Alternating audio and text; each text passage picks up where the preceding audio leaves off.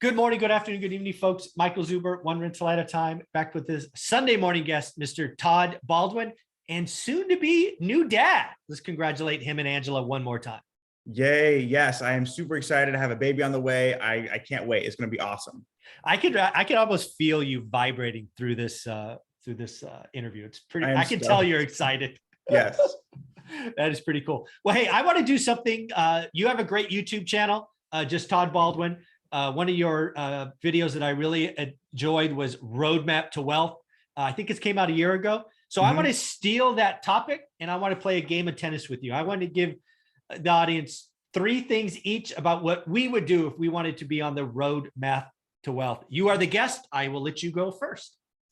Got it. Great. So if I'm starting all over, like completely from zero, I think the first thing that I will do is establish credit. So probably get a beginner credit card. Personally, I like the Capital One Quicksilver card for that, and just start putting all my bills on it, paying it off on time, in full every month. And over time, you will gradually increase your credit score. Very cool. I think the first thing I would do, I would make sure to take a public speaking class, because one of the things that I don't know, it's made me millions of dollars is the ability to get comfortable speaking in front of rooms, whether that be here on the camera, to an audience. The largest audience I've spoken to is almost 20,000 people. Wow. That'll make you pucker up until you realize you can't see them. You can see the front row, but you can't see everybody else until you ask them to put the lights on, and then it's kind of intimidating. But yeah, I would do a public speaking class, because I think one of the things you have to do in life is the ability to communicate. I believe you are always selling, right? Whether that's your significant other, your kids, maybe you're on commission. I believe that is a skill that is underappreciated.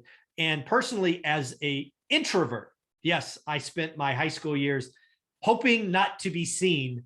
That public speaking class at junior college changed my life. So that's something I don't think it's talked about enough. Yeah, that's huge. That's man, my favorite college, or my only class that I liked in college was advanced public speaking.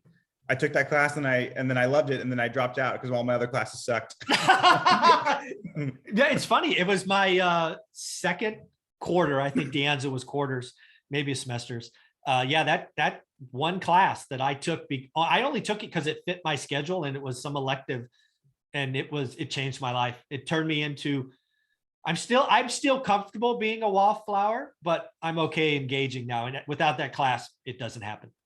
There you go. Okay. Well, my second thing that I would do, and I wonder if you would agree with me on this, is I would get an incentive-based or a commission-based job, something where I'm not just paid for my time, but I'm paid for my results, because the better I get at my craft, the more money I'm going to make. Yeah, I was going to go there as well.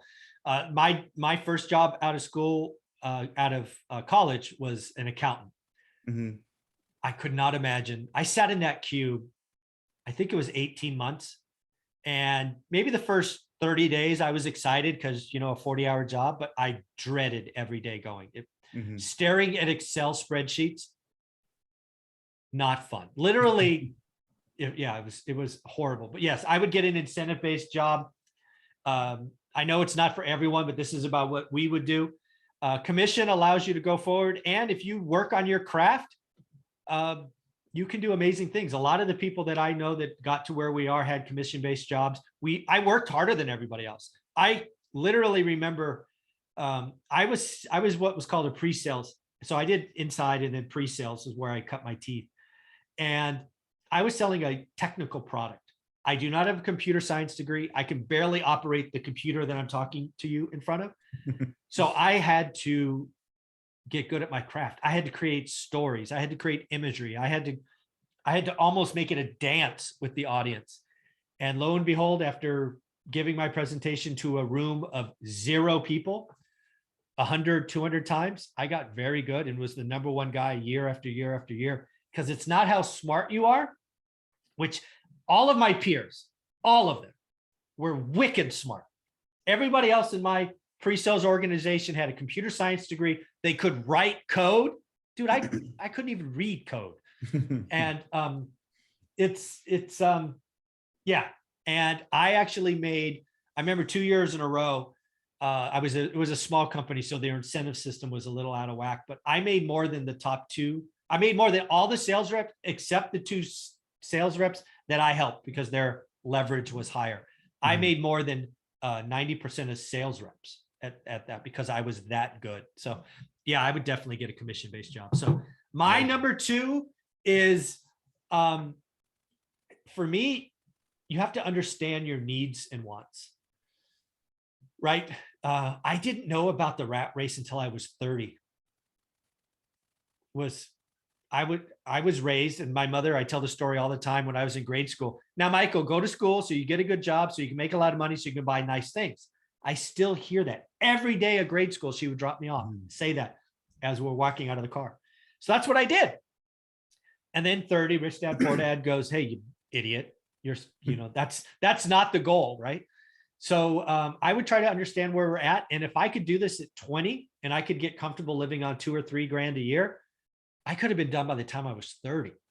So I'd be willing to sacrifice for a decade. I would sacrifice for a decade so that I could do whatever I wanted after that. This is not a get rich quick. It's a get rich for sure. And I think you can make work optional in 10 years or less. But I'd be signing up for 10 years of busting my ass, and then I'd be free to do what I wanted. So that's my number 2. There you go. That's awesome. Well, I think for my last one, I have to say it would be house hacking. And that is just because it really changed my life. That is sort of my whole deal, right? And basically what you're able to do with house hacking is you take your largest expense, which is housing, you can reduce it down to 0, and you can actually get paid to live in your house. So I think I'll just give an example of one of the houses I did this with. I live completely for free, and I was making $1,800 a month to live in my free house. And if your housing is 0 and you have a swing of $1,800 a month, you can pretty much do whatever you want at that point, because your biggest expense is gone. Yeah, I think a lot of people, when I hear about, or when I tell people to live below their means and all of that, they immediately think the latte factor. I'm going to stop going to Starbucks and getting a $7 latte. Why don't you flip the script and look at your biggest expense? Now, a lot of you aren't comfortable having roommates. I got it. If you're not Spencer or Todd, Spencer Cornelia or Todd Baldwin, do a 4-plex, right? Anna Kelly, my Wednesday guest, she lived in a big ass house in Texas with her couple kids, soon to have a couple more. But she sold it, moved in with her in-laws for a little bit. That had to be no fun. And then move into a 4-plex. It can happen. Yes. I think if you're willing to get uncomfortable and, live for free for a little while, you can do some pretty amazing things. So the last thing I think I'll talk about is where I see a lot of investors go wrong. And this actually happens to be a superpower of mine that I didn't know I had, or at least I didn't appreciate, was focus. Too many real estate investors are all over the place. When I talk to them, I'm like, focus, buy box. It's step 1 of my rules, right? Focus, establish a buy box. And I talked to them. They're like, Michael, I've looked at my buy box for a week. There's nothing there. I'm like, I looked for 21 years. What are you talking about? You look for a week. If you are looking in Fresno, California, and then Miami, Florida, and then Nashville, Tennessee, and then Detroit, Michigan, you're not learning anything. In fact, you're going backwards. There is power in focus. There's power when you take focus and you execute it with daily discipline. You will learn the market. The market will not always be as crazy it is today. I've been investing 21 years. Markets get hot, markets get cold, markets get hot, markets get cold. This is a long game. So get in, do the work. Stop looking for the shortcut. There are so many people looking for shortcuts these days. It's going to take a decade. Get in. And oh, by the way, last point, the first 3 or 4 years suck. It's slow. It takes a while to rebuild the nest egg for the next down payment. But eventually you'll be able to recycle capital, cash out refis, 1031 exchanges, whatever you want. And it gets much, much easier those last 5 years or the next 5 years. So what do you think of all this? Yeah, I agree. I think people looking for shortcuts, that's how you go broke. Yeah. How you lose all your money. Exactly. Also, what Michael Zuber said, it takes a decade, right? Some people are like, oh, well, I don't want it. 10 years is so long. The 10 years is going to come and go no matter what. Yeah. So exactly. 10 years from now, you're going to be 10 years older. Are you going to be wealthy and financially independent? Or going to be looking back and be like, oh man, I really wish I bought some property. I really wish I got into real estate and did some stuff. Yeah. So if you just think about that, the time's going to go. It's going to go. You can't stop time. So it's like, you might as well utilize that time to build up your empire. It doesn't have to be a large one. It can be a small one. You said just get 4, right? That's sort of your thing, is like four units. Get to 4, man. Get to 4. Yeah. Yeah. And just, if you do that, then the rest is gravy. Yep. Very cool. Well, Todd, thank you very much for this. Again, congratulations to you and Angela. I am so excited to see how excited you are. So amazing, man. Thanks, buddy. Thank you.